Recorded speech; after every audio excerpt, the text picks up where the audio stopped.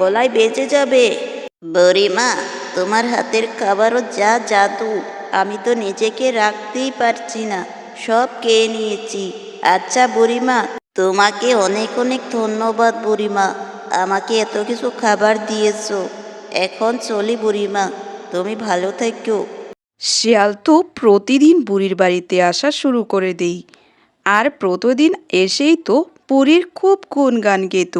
বুড়ি তো এইগুলো কথা শুনে খুবই খুশি হতো, আর তখনই তাকে খাবার এনে দিত। এই বুদ্ধিটা যখন শিয়াল বুঝে গিয়েছিল, তখন সেই কাজটি সে প্রতিদিন করতে শুরু করে দেই।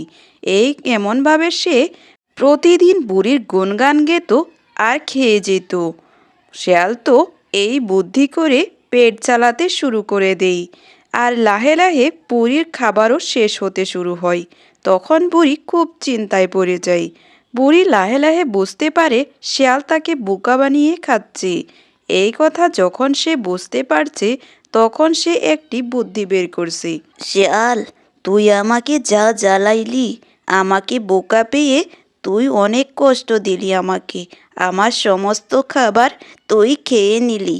দাঁড়া, আজকে তোকে আমি শিক্ষা দিবই দিব। বুড়ির মাথায় একটি বুদ্ধি আসে।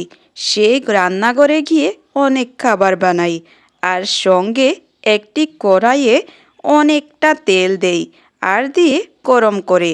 প্রতিদিনের মতো যখন শেয়াল তার বাড়িতে আসে, তখনই সে তাকে বলে তার রান্নাঘরে গিয়ে খেত। এই কথা শুনে তো শেয়াল খুব খুশি হয়ে যায়। শেয়াল বুড়ির কথা শুনে তার রান্নাঘরে চলে যায়, আর গিয়ে খাবার খেতে শুরু করে দেই।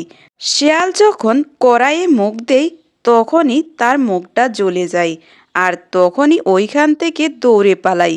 বুড়ি এইটা দেখে তো খুব খুশি হয়। বুড়ি যা চেয়েছিল সেটাই হয়েছে। তুই আমাকে অনেক জ্বালা যন্ত্রণা দিয়েছস, আজ তোকে আমি একটা উচিত শিক্ষা দিতে পারলাম।